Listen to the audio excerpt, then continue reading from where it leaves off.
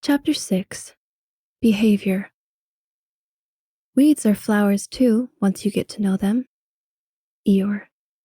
What we don't realize is that our emotional state directly impacts our child's behavior. When our boundaries are not well established, our emotional state affects our children. We tend to blame them for our own emotional moments, especially when everyone is stressed out. We want challenging moments to dissipate and demand changes in behavior. This tends to backfire because we use our child's behavior as the gauge for our own emotional response. We entice the moment and make them take blame. But behavior can be miscommunication if we don't know how to listen to what our child's body is communicating. When your child is rude and abrupt, your initial reaction may be to challenge the behavior. If you take a step back and listen to hear the activated body, you may hear something more. You may see that the child is tired, or is overwhelmed by the workload at school, or an activity with a peer just fell through. We don't always know the reason why our child is emotional. What we do know is that an emotional child is trying to meet a need, not to misbehave or give attitude. Have you ever wanted to change your child's behavior? If your answer is yes, you're not alone. Whatever your child is doing in that moment was unnecessary or unwanted. If the behavior went away, that would solve your problems, right? Wrong. Have you considered that your child's behavior is not the source of the problem? There's always a motivator driving the behavior, and it may not be as plain as you think. Behavior is a symptom. As parents, we get caught up in our children's behaviors. Behaviors are in your face, especially the ones that you don't want to be there. We focus on changing these behaviors. Sometimes this is for the good of the child or the good of the situation. Other times it is for selfish reasons alone. There are many sources out there that offer how to fix your child's behavior. I have had workbooks in my office to help children change unwanted behaviors. After reviewing the contents, this didn't make sense to me. My argument is that behavior is not the problem. Behavior is the symptom. Focusing on changing behavior misses the point. When you focus on changing behavior, you tell your child that you are not interested in him. You are not interested in understanding him, nor do you have the strength to help him in the journey of understanding himself. This disinterest often stems from your own selfishness. When your child is rude, you want to make them stop. You want an apology, an explanation. However, what your child needs is for you to listen, to identify the emotion such as, sounds like you are feeling upset. If you were to do this, your child would eventually calm and see you as a safe haven. Unfortunately, what is more common is to continue with punishing the behavior. After all, you do work your tail off to feed, clothe, shelter, and drive your child everywhere. Don't you deserve a bit more respect? See what I mean about being selfish? You can get caught up in the behavior instead of supporting where the behavior came from. Trust me, your child does not want to upset you. It may seem that is the intention, but any test of your willpower is a subconscious test to see how strong you are. The test is, are you strong enough to withstand being pulled into your child's chaos? Your child needs you to pass the test, because that is what your child needs to grow their own regulation system. When you focus on changing your child's behavior, you are interested in making him conform to a way of being that you think is better. Instead, what helps behavior is when you first listen to what the behavior is communicating. When your focus is on the behavior, your child feels misunderstood. This translates to a sense of shame. Your child begins to feel like something is wrong with him. He feels that he is somehow defective. But this is confusing for your child, as I believe that we are programmed to think we are pretty awesome. This contradiction creates discomfort. This can manifest as anger, sadness, embarrassment, anxiety, depression, and challenging behaviors. So, he begins to act like he is defective. This is the last thing you want, but you cannot change the behavior alone. How comfortable are you with others trying to change you? If your child's behavior is your focus, your child will feel unaccepted, misunderstood. even frustrated. Your child does not want to be changed. He wants to be understood, to be guided in who he is, to be nurtured. This is how he connects to himself. This is how he becomes his best self. To feel confident and strong, what your child needs is for you to listen. Listening means that you see through the behavior. Listening says that you can be patient and curious about where the behavior is coming from. Listening says that you care enough to not get pulled into the chaos that affects your child. When you do not get pulled into your child's chaos, you communicate that you are strong enough to care for the both of you. You communicate that you are capable to guide your child in developing the ability to manage his emotions.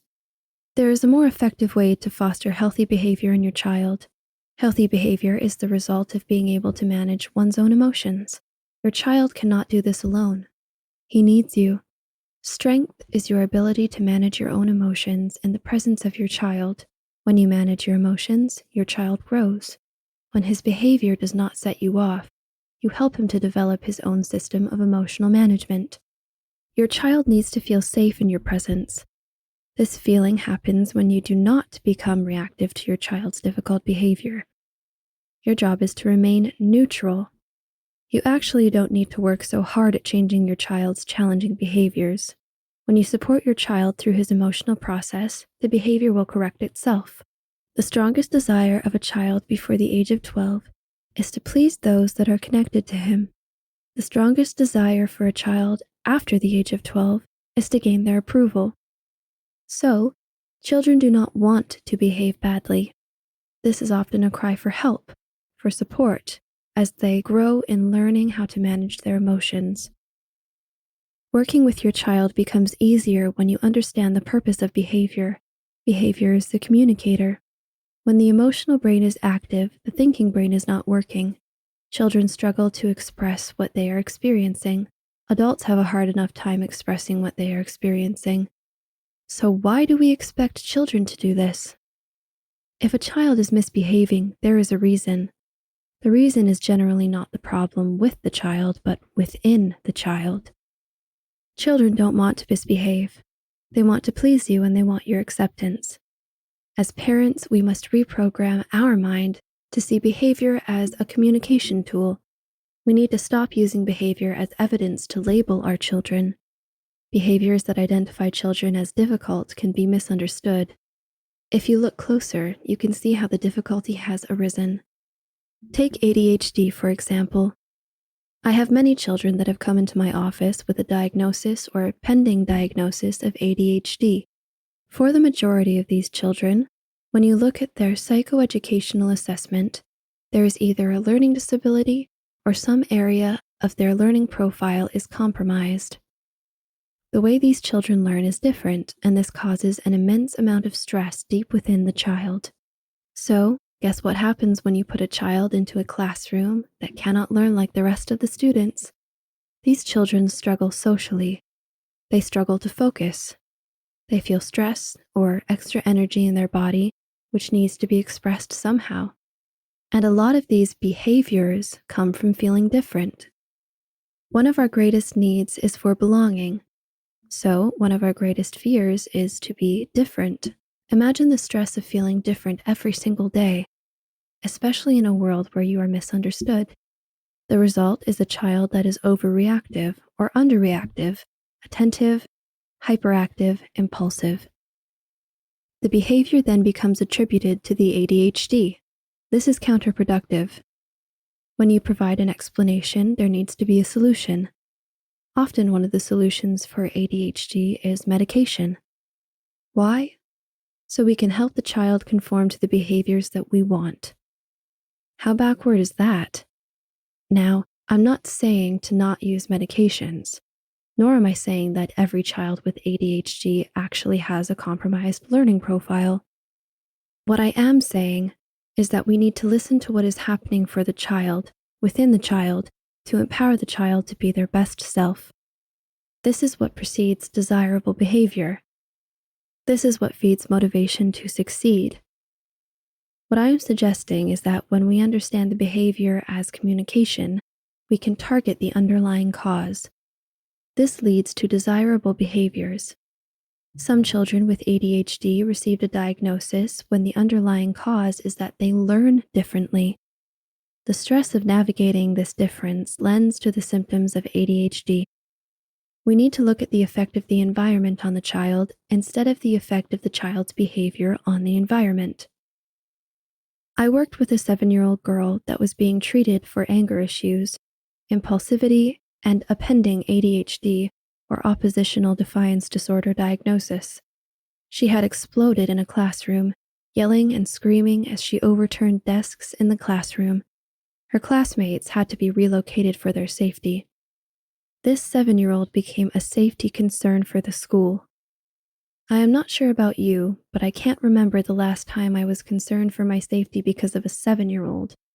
What was the underlying cause of this lovely young girl's behavior? She had been a target for her fellow classmates. New to the school, this client was incredibly hurt by the active exclusion by her classmates. This was a religious school of a minority group, where inclusion was an expected part of the community. The day of the incident was caught on camera to provide evidence for the parents of how out of control their child was. This young girl had gone to the teacher for help, and the situation was dismissed by the teacher. Fear had been building over time. In this moment, the child was told that she was on her own. Her survival system went to work to protect her because no one else would. This is how you get a 7-year-old to exhibit behaviors that scare adults. You deny them protection, sparking their protection brain, the emotional brain, to take over. The body floods with adrenaline to provide enough strength, energy to keep the child safe. Her message becomes bigger, louder, stronger. Do you think someone finally listened? After a few weeks of building rapport, the one thing that helped this child the most was one of the last days we worked together.